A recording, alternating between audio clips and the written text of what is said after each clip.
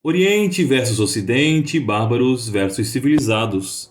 Esses dois temas, às vezes distintos, às vezes semelhantes, frequentemente se mesclam e se tornam recorrentes na história da humanidade. Nos dias atuais, com a disputa entre Estados Unidos e China crescendo em proporções alarmantes e com a competição sobre qual a melhor forma de governo vindo à superfície, vale relembrar que esse conflito é muito mais antigo do que podemos imaginar. Na verdade, ele já dura milhares de anos e possui uma origem quase mitológica. Para conhecermos melhor nossos dias, precisamos voltar à Era de Ouro da Grécia Antiga, onde tudo isso se originou.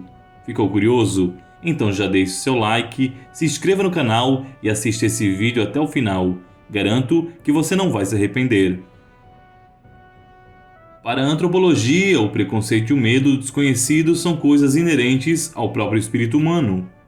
Imagine como era viver em pequenas tribos, onde o contato com o estranho muitas vezes se tornava sinônimo de conflito, morte e destruição. Num ambiente assim, separar-se em grupos, dividindo-se entre nós e eles, era fundamental para a própria continuidade da espécie. É evidente, no entanto, que o conhecimento tende a dissolver esses preconceitos todos. Isso nos permite perceber a variedade de culturas, costumes e práticas que podem enriquecer nossa própria sociedade. Muitos dos avanços da humanidade se dão por relações e trocas saudáveis, pelas quais adquirimos aquilo que não temos e preenchemos os espaços vazios em nossas ciências. O contato com outro povo fornece uma perspectiva diferente, ampliando assim nosso horizonte de consciência. Mas há, no entanto, relações que denigrem as nações. O desejo de dominação, de imposição, o espírito de degradação não podia ser visto senão como barbarismo pelas sociedades antigas e ainda mais pelas atuais. Quando uma potência estrangeira ameaça destruir aquilo que construímos com zelo, quando nossas crenças e estruturas são colocadas em risco, então teme-se o próprio futuro. Foi isso que levou os gregos a se preocuparem com os persas durante as invasões médicas. De um lado, estava uma civilização calcada na liberdade e orgulhosa de seu estilo de vida. Do outro, um poderoso império com deuses estranhos e sua ânsia expansionista. Em defesa dos persas, é preciso, no entanto, dizer que eles eram extremamente tolerantes em muitos aspectos. Foram pioneiros na prática de permitir que diversos povos e religiões se desenvolvessem dentro de seu território, prática adotada posteriormente inúmeras vezes ao longo da história. A única exigência persa é que cada povo dominado pagasse o tributo ao imperador e evitasse revoltas, em troca do qual ganhariam proteção. Mas isso era uma ofensa para as cidades-estados gregas. Viver sem um governo próprio, nas mãos de um soberano distante e pouco acessível, era considerado para eles uma espécie de escravidão. Para piorar a situação, a Grécia é um lugar com poucas terras cultiváveis e seu povo estava também se expandindo em direção ao Oriente, algo nada agradável aos grandes persas. Isso levou ao conflito inicial, com muitas das colônias gregas próximas à Ásia tomadas pelo imperador Dario. Os gregos responderam violentamente, retomando algumas dessas cidades e destruindo os templos dos deuses dos conquistadores. Isso levou a um enfurecimento por parte de Dario e à intensificação do confronto. Seja como for, no fim das contas, os gregos saíram vencedores graças a uma combinação de estratégias e também graças ao terreno inóspito e montanhoso de suas ilhas. Os persas estavam acostumados em lutar em planícies, desertos e em grandes extensões de terra, usando batalhões numerosos e armas que pareciam tanto inusitadas como elefantes. Nada disso, no entanto, foi eficaz para derrotar as comunidades helênicas. Foi com a tentativa de invasão da Grécia que a noção de Ocidente e de Oriente começou a se consolidar verdadeiramente. As práticas e os costumes vindos da Ásia pareciam estranhos, frequentemente ameaçadores e ao mesmo tempo muito místicos, quando colocados lado a lado com o politeísmo racionalista praticado por Atenas, por exemplo. Isso despertava ao mesmo tempo medo e também um grande interesse por parte dos gregos. É preciso relembrarmos que era uma época em que empreender grandes viagens era difícil. Relatos dos impérios além das fronteiras, como a China e a Índia, chegavam até a Europa apenas por terceiros e frequentemente de forma distorcida. Terras onde abundavam o ouro e as joias, palácios suntuosos, povos com feições diferentes e práticas estranhas, como o casamento consanguíneo. Aos poucos, a imagem do Oriente ia se moldando na mente dos gregos e começava a surgir uma distinção entre civilização e barbarismo. Os gregos consideravam que a democracia, sua grande invenção, os tornava acima das outras nações. Conseguimos entender esse ponto de vista, mas não podemos ser grosseiros a ponto de esquecer as maravilhas que o Oriente produziu. Religiões, filosofias, avanços medicinais e matemáticos, agricultura moderna, muito mais avançada do que a europeia. Foi no Oriente que surgiram muitas práticas medicinais e muitas das filosofias que hoje respeitamos. É evidente que se a troca de cultura e conhecimento não fossem intermediados pelos preconceitos dos viajantes, muitas dessas visões teriam sido outras. Mas é preciso dizer que essa ideia grega de civilização contra os bárbaros tem origem ainda mais profunda na obra de Homero, a Ilíada. Talvez seja a primeira vez que o conflito entre dois povos distintos e o enaltecimento dos helênicos foi trazido à superfície. Na obra, os gregos se unificam e iniciam um confronto contra o grandioso reino de Troia, com o objetivo de vingar Menelau, o irmão mais novo do rei Agamenon. Em diversos momentos do confronto, Troia é colocada como uma civilização imponente, guarnecida por torres intransponíveis e em cujas hostes lutam soldados e aliados exóticos vindos de todo o Oriente. A Ilíada põe os ocidentais como um grupo pequeno, difuso, mas valente em sua essência. Não possuem a magnanimidade e nem a extensão de terras do Oriente, que só conseguem vencer com astúcia e determinação. Mas além disso, com o evidente auxílio dos deuses, pois suas ideias são as ideias defendidas também pelos imortais do Olimpo.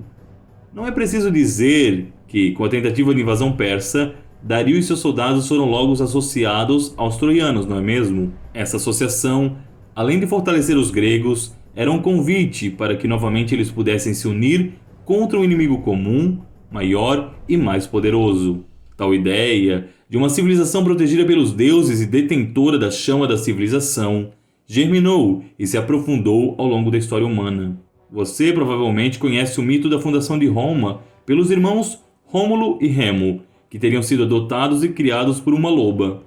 O animal é, mais que uma referência literal, uma figura de linguagem. A loba, na língua latina, era sinônimo de prostituta, e é provável que o conceito original dessa lenda aponte, na verdade, para dois órfãos que haviam sido adotados por uma mulher que levava uma vida leviana. Essa história não era lá muito agradável aos romanos, que entendiam os trocadilhos por trás da lenda e não queriam parecer descendentes de uma prostituta. Assim, quando esse povo começou a enfrentar os gregos e consequentemente dominá-los, uma outra história melhor surgiu como o mito da fundação de sua cidade. Dizem que Enéas, um dos príncipes de Troia, teria sobrevivido à guerra e fugido de barco com sua família e outros sobreviventes próximos.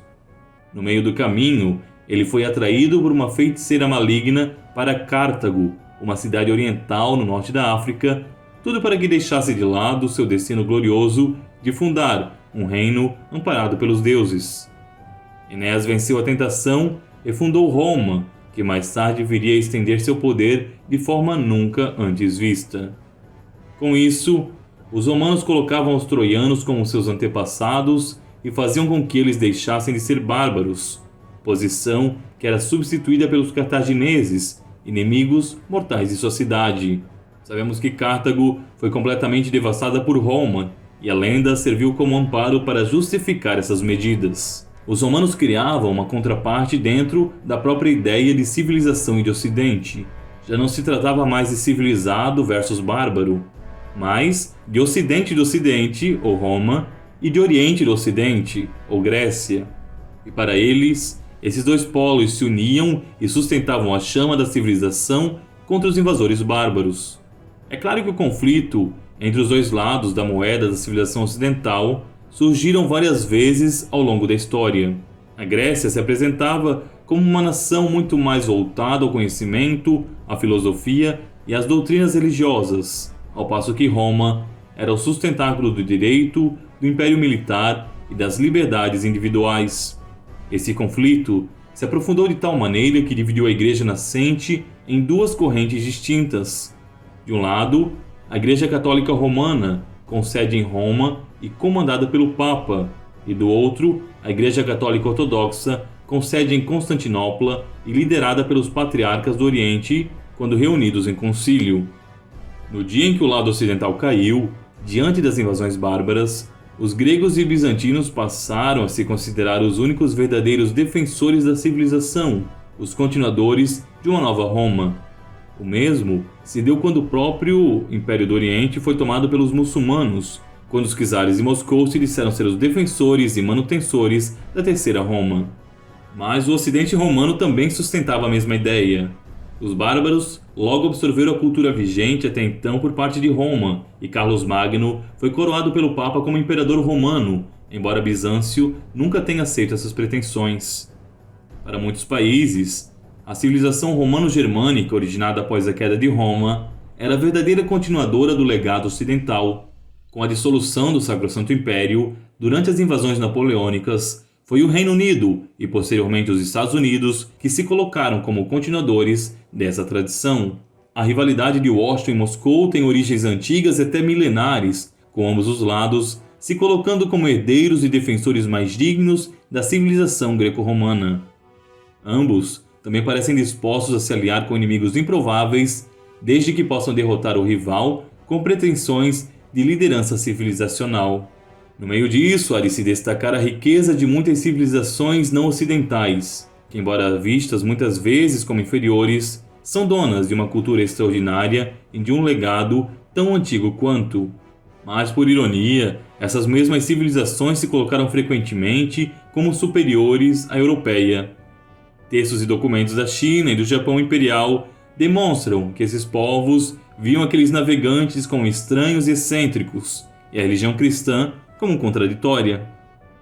O grande ponto é, frequentemente lutamos com unhas e dentes para defender o nosso modo de vida e as nossas crenças, e até tentamos impô-las aos outros. Basta contemplar a série de revoluções coloridas que os presidentes americanos promoveram ao longo da história, trazendo caos e instabilidade para regiões inteiras. Se por um lado, jamais devemos permitir que a nossa própria história e cultura seja apagada, por outro, resta a dúvida elementar: quem são os verdadeiros bárbaros? Aqueles que vivem sua própria vida, ao seu próprio estilo, ou os invasores, que pretensamente acreditam trazer a luz da verdade definitiva às outras nações? Talvez, muitos dos conflitos que hoje vemos não ocorreriam sem as mirabolantes ideias materialistas e progressistas de algumas potências globais. E você, o que acha disso? Deixe nos comentários a sua opinião e até o próximo programa, se Deus assim quiser.